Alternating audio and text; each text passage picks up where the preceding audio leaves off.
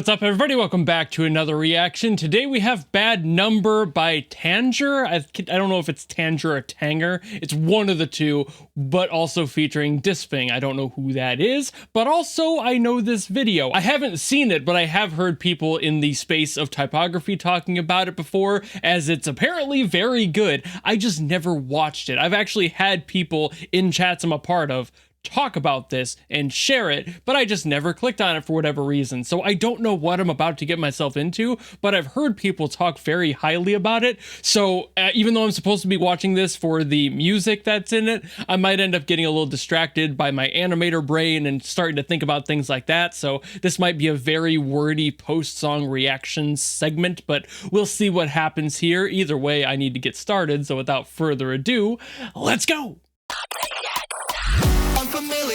Oh. Okay.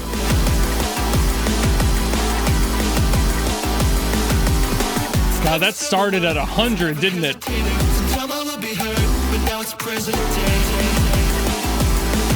Oh, that is so much. No wonder people talked about this.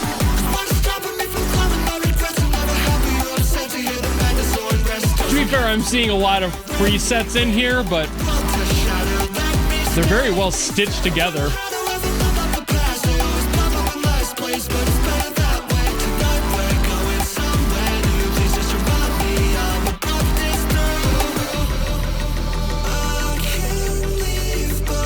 Pretty vibey song too.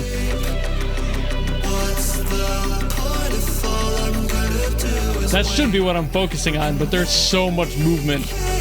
My brain is definitely distracted immediately.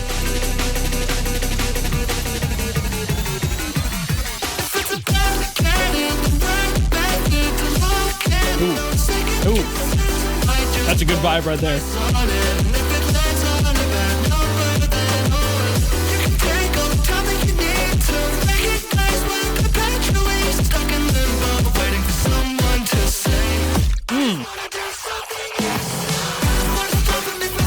Okay. Okay, yeah. This is really well done.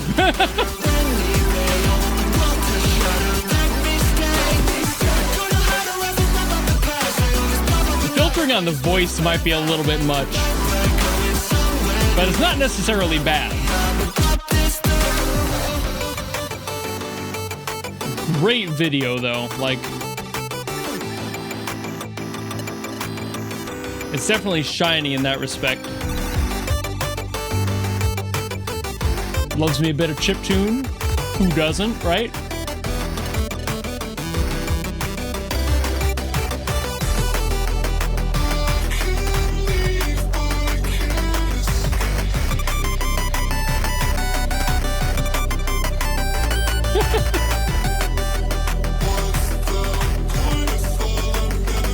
I do love the bit crushing here.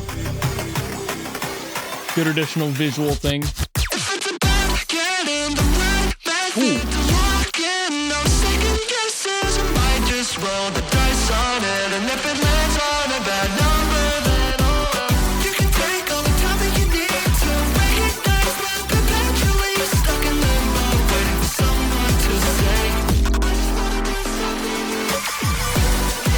I like that he changed it to the green instead of the blue from the first one. A subtle change in detail there, but I appreciate that. Woo! Lord! Just full abstraction, huh?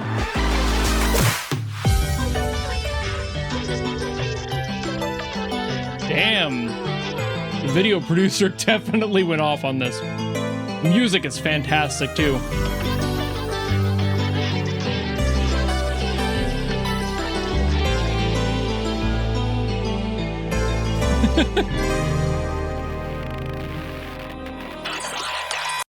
The person who did that video definitely appreciates the fine details in getting the work very, very, very fine-tuned.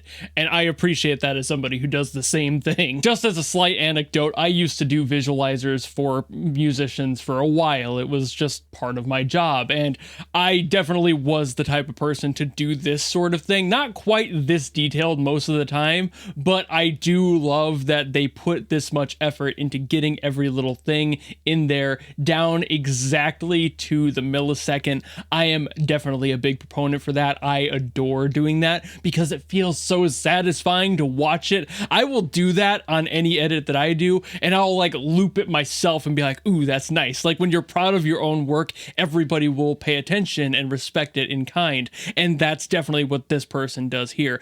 It looks fantastic. But I'm here to talk about the song. Like I said, I knew I was going to get distracted about that. My brain was not going to let me not at least mention it, but the song is what we're here for. So the first thing I want to do is redact my statement about how the vocals were handled. During my listening, I thought that it was a little bit much on the distortion, but by the end of the song, I was like, oh, that is completely intentional. Like how it was fitting in was so intentional to this song. I realized how many layers were kind of interacting with each other, how many filters were on, and what they were doing in the mix, which of course I will get into. But as a bigger picture sort of thing, I love that this song did one specific detail, and that is start at 100%. A lot of the time with basically any EDM song, you kind of lean into it. You want to like gradient yourself into the story, have all this like information slowly be introduced, and then by the time you get to the chorus, you have that big explosion of like, whoa, there's the song.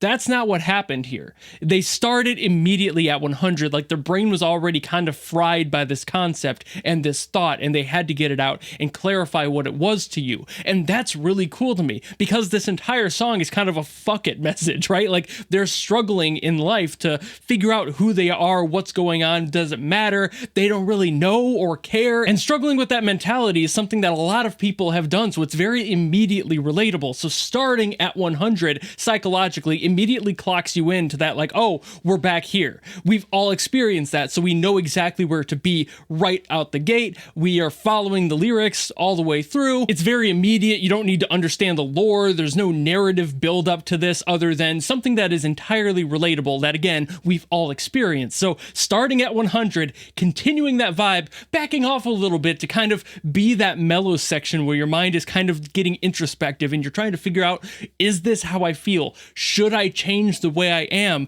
And then falling back into it, that constant roller coaster of emotions is something we've all dealt with. Every human has dealt with that, basically. So it's really easy to just grab a hold of that. So starting there is awesome, and I love this energy of the song and just kind of going, yeah, you know, like if things don't go well, fuck it. It's just, that's the energy of the song. And the song being so upbeat and bubbly is also another factor of that. There's a psychology to that a lot of like Japanese songs do, especially Japanese rock and stuff that tends to be used in a lot of anime openings. They do that sort of shit. They'll use like a high energy instrumental, and then the lyrics will be very depressing. There is a psychology to that in the art of music where you can just kind of go, here's my expectations, here's reality, now make them clash, you know, like make them kiss. Like it will kind of mess with the listener, but also having that juxtaposition is something that challenges the brain to take in certain information while leaving the rest of it on the table that you may need to use later. And a lot of the times that will shift throughout a song, just like that song coming in really hot right out the gate and then backing off and allowing you to sit there and look at everything on the table, all the cards, the dice you just rolled,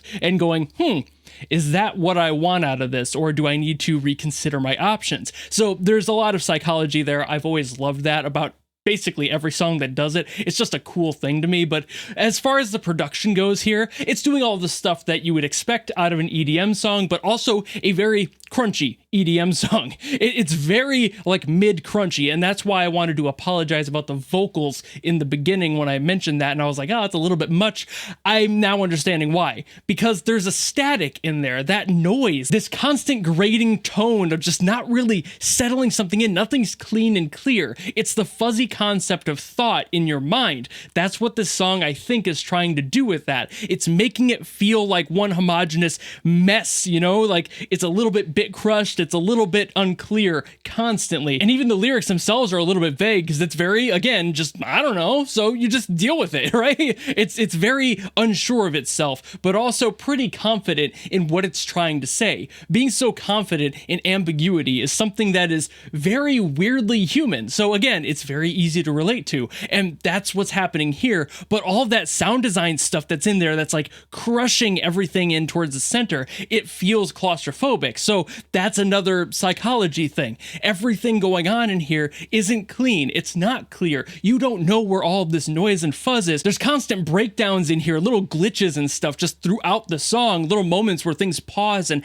have hiccups because that's how the brain works. You're going through a lot constantly. That one section at like 2 minutes and 50 seconds in where like it's all the abstract colors and all that shit going on, that's just the brain exploding, not understanding what to do. It's basically a panic attack in physical form. It's just manifesting that. And that's really neat. I really love how this works together because it's so hectic. And that also works with the typography, just being constantly moving, constantly churning. Nothing really ever slows down unless the song does. And then when that happens, the visuals get a lot more simplified. Like those moments where things do slow down, there's more time to think about what's going to be going on. There's more time to read the lyrics on screen. The visuals are more flowy. They're more cohesive. There's a lot less happening all at once. So the psychology of this one is really, really cool. And again, just a really decent song, all things considered. I was not so sure when I was listening to it. I was like, the production feels a little amateurish. But then I realized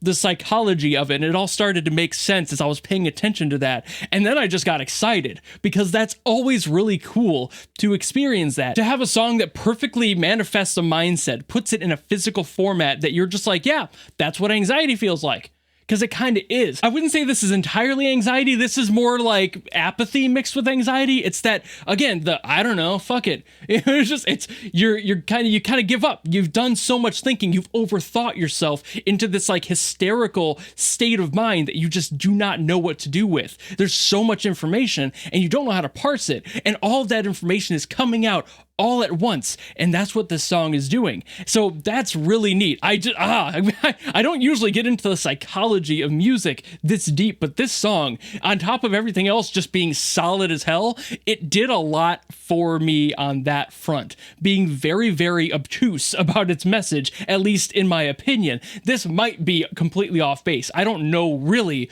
what the composer was thinking, what their concept was here, what the idea behind the song was supposed to be. But to me, what I've said here is what this song means to me and what I think it's trying to convey. And if that's what it is, that's pretty fucking cool. But I've yapped about this one way too long, so thank you all so very much for watching. If you enjoyed this video and you want to request something else, by all means, drop it in the comments below. Or if, like Joshua did, you want to guarantee something, you can always go to my Patreon or my YouTube memberships, and you can force me to listen to something. Doesn't matter who it's by, what it's from, if it's good or bad, none of that matters. That's why it's a guaranteed request. But if you don't want to do any of that, and maybe you just want to follow me and support me for more stuff coming in the future, you know how to do all that, and I will see all of you in the next video. Goodbye!